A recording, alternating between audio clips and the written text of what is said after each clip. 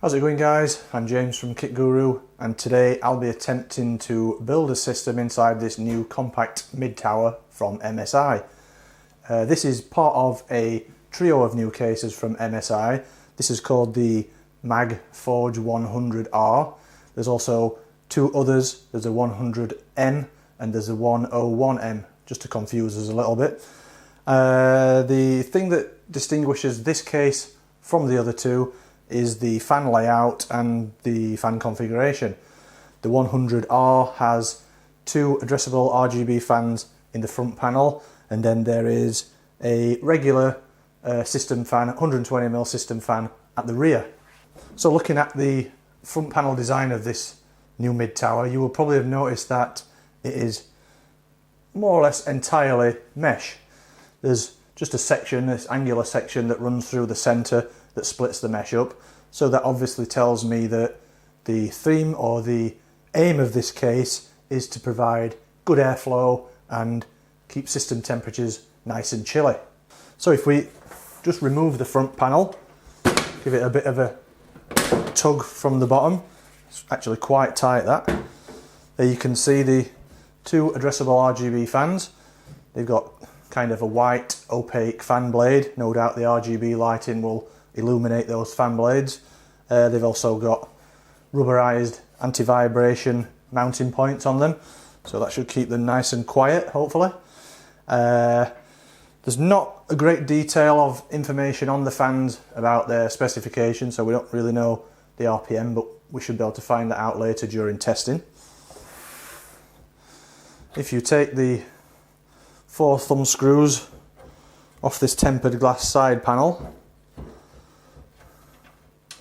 these are actually, from the factory, these are actually quite tight and they are very awkward to take off with your fingers. They're only quite a shallow head on the screws, so maybe the first time you take these out you might need to use a screwdriver just to loosen them off a bit. So what have we got inside? Well, there's space in the motherboard section to fit up to a standard ATX motherboard, so that means mini ATX, micro ATX, and then a full-size ATX motherboard. So you'll notice the bottom 20% of the side panel is actually part of the integrated power supply shroud, and you can probably see as well that there's a nice MSI MAG kind of logo or decal on there. That's kind of in a darker shade of black, and it's got a bit of a satin finish to it, so it stands out a little bit. Along the top of the power supply shroud there's quite a big vented area. There's also some screws in there. I'm not sure, I think they possibly could install some fans in there if you want to. And then towards the side of the motherboard there's also an area for mounting of two 2.5-inch SSD drives. As you can see along the front there's two pre-installed 120mm fans, but you could actually add another 120mm fan there, or you could put two 140mm fans in the front panel. And then, like we've mentioned previously, the rear of the case, there is a 120mm fan in there. There's no RGB lighting on that, that's just a regular 120mm system fan. It can obviously be adjusted up and down. There are some elongated holes there for you to adjust the position of that fan. On the top there's a magnetic perforated steel dust filter, and then you can see removing that dust filter opens up the top panel to a larger perforation of for airflow. Also in that top panel there's space for either two 120mm fans or two 140mm fans, or you can even fit up to a 240mm radiator in this top panel.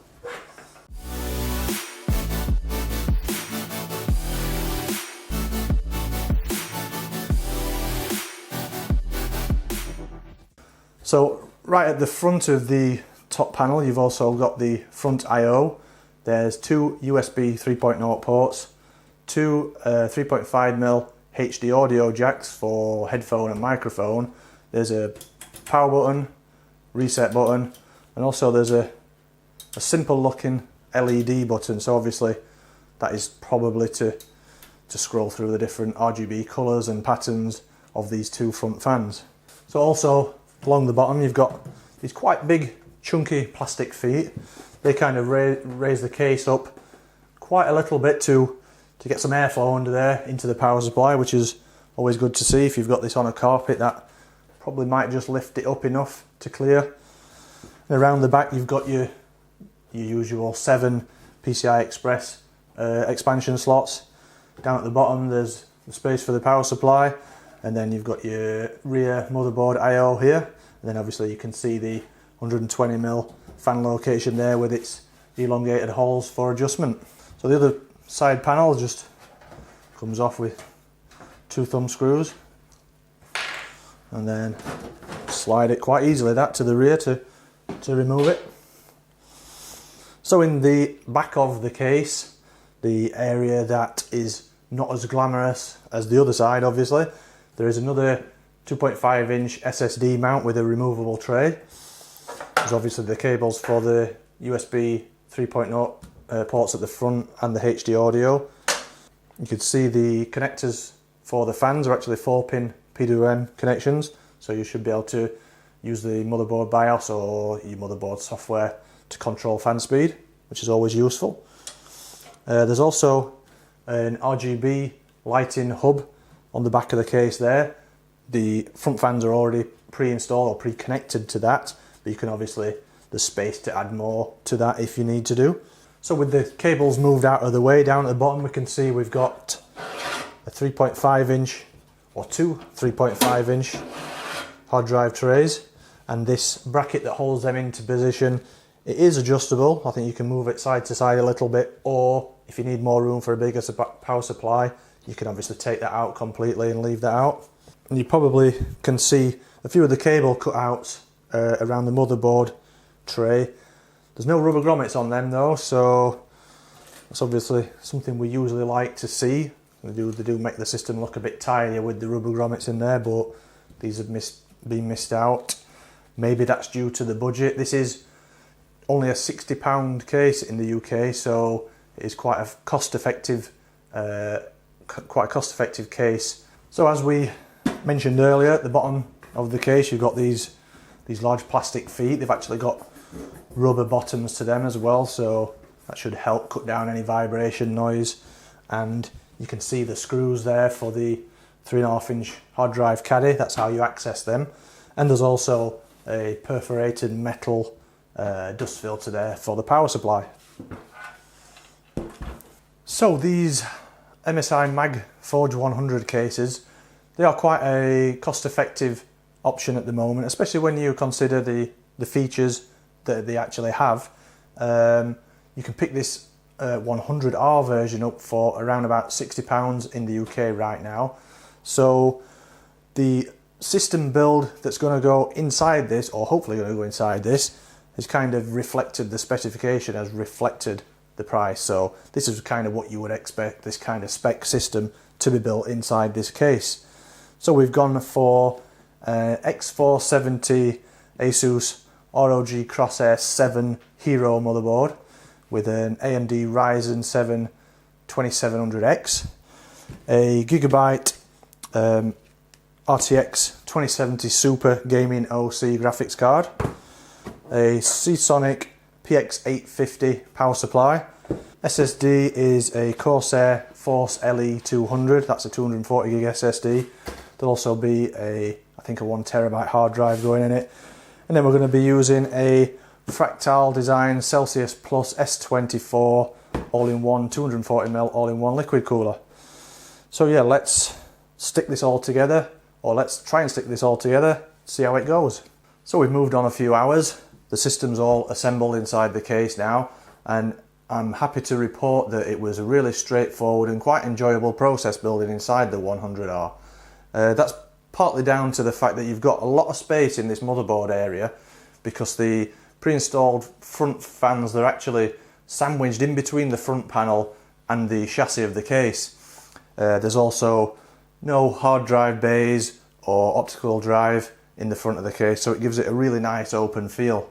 Because of this nice open feel you've got, it allows you plenty of room to kind of maneuver the motherboard into position. The rear fan was a little bit close to the I/O shroud on the motherboard, and it does block the RGB a little bit, but never mind. There's also quite a lot of room up in the top of the case as well. There's quite a big gap between the motherboard and the top of the chassis, so this allows you to fit an all-in-one CPU cooler in with plenty of room to spare.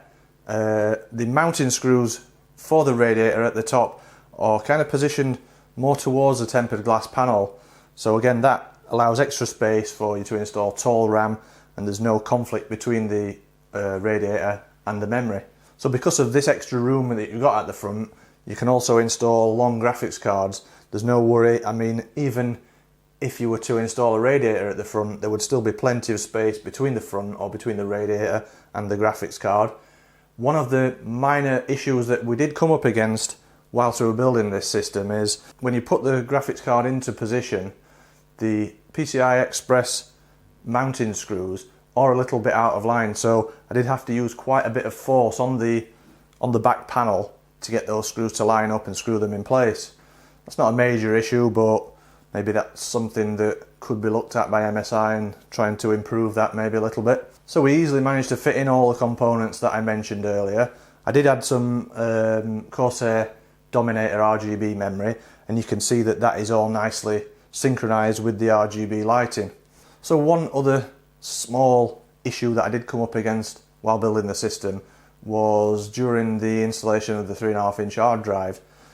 The plastic brackets that the hard drives sit into, they are made out of quite a stiff plastic, so it takes quite a lot of force to actually prise them open to then slot the hard drive into. However, once the hard drive is in the bracket and it's pushed back into the hard drive caddy, there's no room for any vibration, or there's no chance that that hard drive is going to move about at all, so it's really firmly held in position, which is good. Another good area around the back of the case, and something that you don't always get with these more compact mid-tower chassis, is the power supply area. The way you install the power supply in this system is to push it in from the side, and sometimes it's really quite tight in these kind of chassis.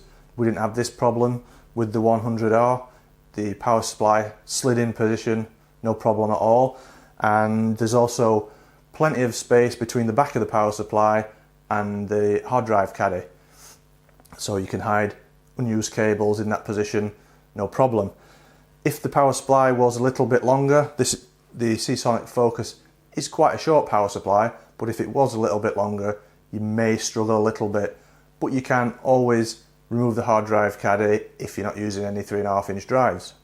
One area of the case that I was really quite impressed with was the cable management options. There are several cable management cutouts all around the motherboard, and they're all positioned perfectly for where you want them. And there is plenty of eyelets to tie the cables down. There's around about approximately 20 millimeters of space between the back of the motherboard tray and the side of the case. This might not sound like a lot, but it was more than enough for the system that we installed, and the case side went back on very easily, and there was no kind of bulging or anything like that on the case side when it was back on. The only small letdown with the cable management is the lack of grommets on the cable cutouts.